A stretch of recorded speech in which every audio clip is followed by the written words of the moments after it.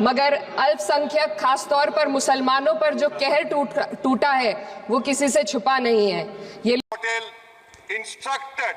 Instructed mister Abid Hussain and Begum मैं उस संभल की सरजमी से आता हूं जहां पर 15 दिन पहले एक संविधान को कमजोर करने का काम किया गया, वहां पे जिस प्रकार से 5 मजलूमों की। तो दोस्त, आप लोगों ने देखा कि इकरा हसन ने चाहे मॉब लिंचिंग हो, चाहे हिंदू मुस्लिम का हो, चाहे मंदिर मस्जिद। अस्सलाम वालेकुम दोस्तों, आप लोग देख रहे हैं इकबाल अंसारी ऑफिशियल यूट्यूब। तो दोस्तों, आज का लिए इस वीडियो जो कि शुरुआत में आपने कुछ क्लिप से देखे, आसुद्दीन अवैसी, जियाउर रहमान और इकरा हसन, ये वीडियो अभी सोशल मीडिया में बहुत जमकर वायरल हो रहा है। इन सांसदों ने पार्लियामेंट को हिला कर रख दिया।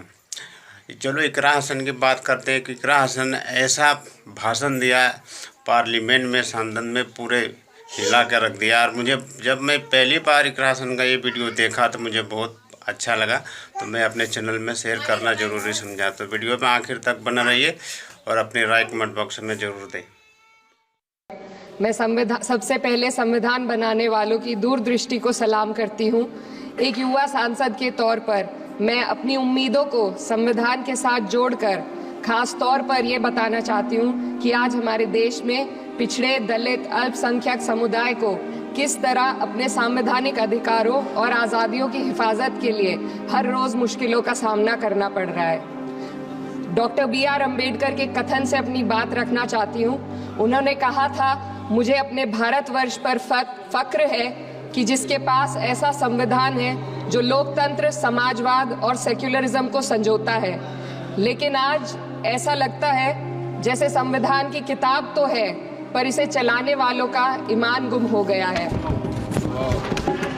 आज हिंदुस्तान में हर वर्ग को किसी न किसी चुनौती का सामना करना पड़ रहा है, मगर अल्पसंख्यक खासतौर पर मुसलमानों पर जो कहर टूटा है वो किसी से छुपा नहीं है। ये लोग सिर्फ अपने मजहबी पहचान की वजह से निशाने पर हैं। संविधान का अनुच्छेद 15 कहता है कि किसी भी नागरिक के साथ धर्म, जाति या किसी और वजह से भेदभाव नहीं होना चाहिए, लेकिन हकीकत इसके उलट है। हालात इस कदर बिगड़ चुके हैं कि hate speech, mob lynching, bulldozer द्वारा घरों को गिराने की घटनाएं आम हो गई हैं, खास तौर पर उत्तर प्रदेश में, जहां ऐसा लगता है जैसे कानून के नाम पर जंगल राज चल रहा हो। संभल में जो हुआ वो सबके सामने है।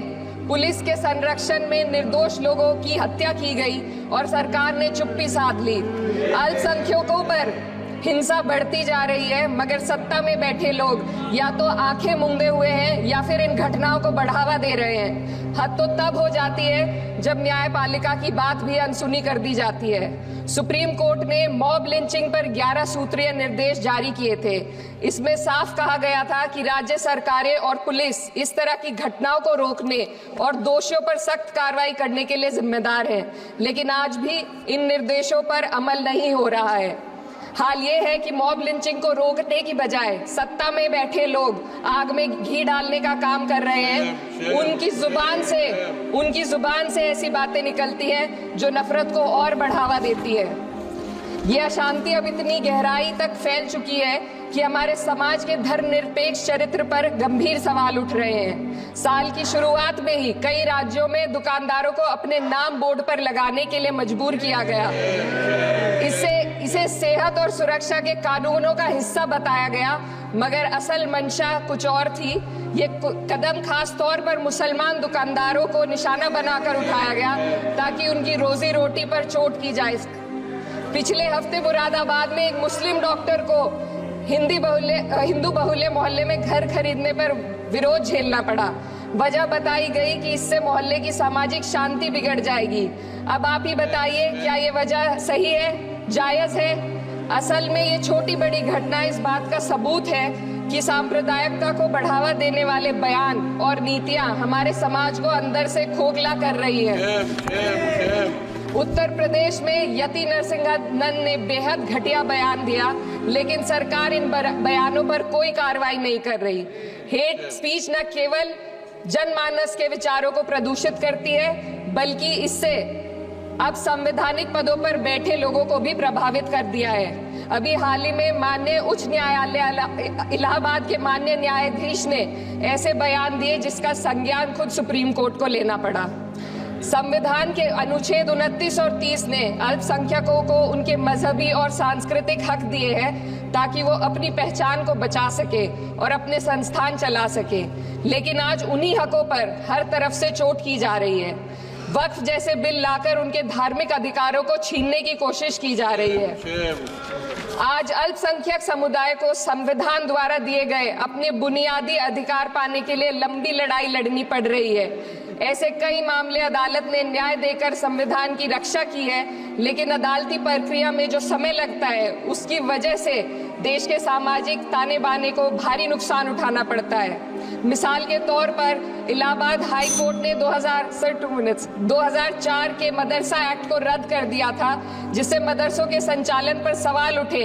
हालांकि सुप्रीम कोर्ट ने बाद में इस फैसले को पलट दिया और एक्ट को वैध करार दिया, लेकिन इस प्रक्रिया में जो समय लगा उसने अल्पसंख्यकों को बेचैनी और संघर्ष के दौर में डाला है। इसी कड़ी में प्लेसेस ऑफ वर्शिप एक्ट 91 भी आता है और कई अन्य अधिकार, उन्हें भी इसी तरह अदालती लड़ाइयों में उलझाया जा रहा है। ये स्थिति न केवल अल्पसंख्यकों के अधिकारों की राह में रुकावट है, बल्कि justice delayed is justice denied जैसी कहावत को सिद्ध करती है। मैं इस सदन से दुनिया भर के अल्पसंख्यकों की आवाज उठाना चाहती हूँ, खास तौर पर हमारे पड़ोसी देश बांग्लादेश में। खास तौर पर हमारे पड़ोसी देश बांग्लादेश में अल्पसंख्यकों के साथ जो हो रहा है वे दिल को गहरे तक चोट पहुंचाने वाला है। उनकी जान माल की हत्या की जा रही है। बांग्लादेश हो या हिंदुस्तान हो या कोई और देश, अल्पसंख्यकों की सुरक्षा, इज्जत और अधिकारों की हिफाजत हर सरकार की सबसे पहली जिम्मेदारी होनी चाहिए। मैं इस सदन से अपने देश के अल्पसंख्यकों के साथ बांग्लादेश के पीड़ित अल्पसंख्यकों की आवाज को एक साथ उठाना चाहती हूँ। ये वक्त की पुकार है कि हम सब मिलकर ये सुनिश्चित करें कि किसी भी इंसान को उसकी पहचान या मजहब के कारण डर कर जीने पर मजबूर ना होना पड़े।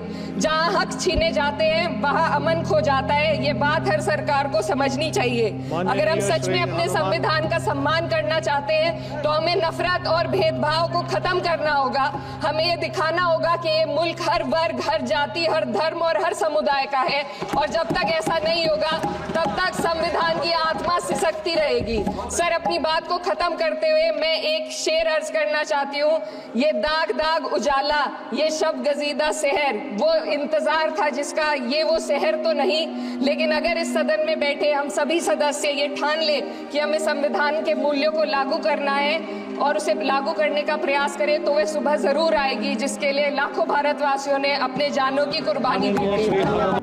तो दोस्त, आप लोगों ने देखा कि इकरा हसन ने चाहे मॉब लिंचिंग हो, चाहे हिंदू मुस्लिम का हो, चाहे मंदिर मस्जिद का हो, कई सारे मुद्दों को लेकर इकरा हसन ने बोला। और ये बहुत खुशी की बात है कि ऐसा भी संसद होना चाहिए जो कि समाजवादी पार्टी की तरफ से जो पहली बार ये सांसद बनी है। तो दोस्तों, आपने तो पूरा वीडियो देख ही लिया और समझ ही लिया और कुछ बताने की ज़रूरत नहीं है। तो आपके इस वीडियो को लेकर क्या कहना है कमेंट बॉक्स में अपनी राय जरूर दें। तब तक के लिए मिलते हैं अगले कोई नई वीडियो में।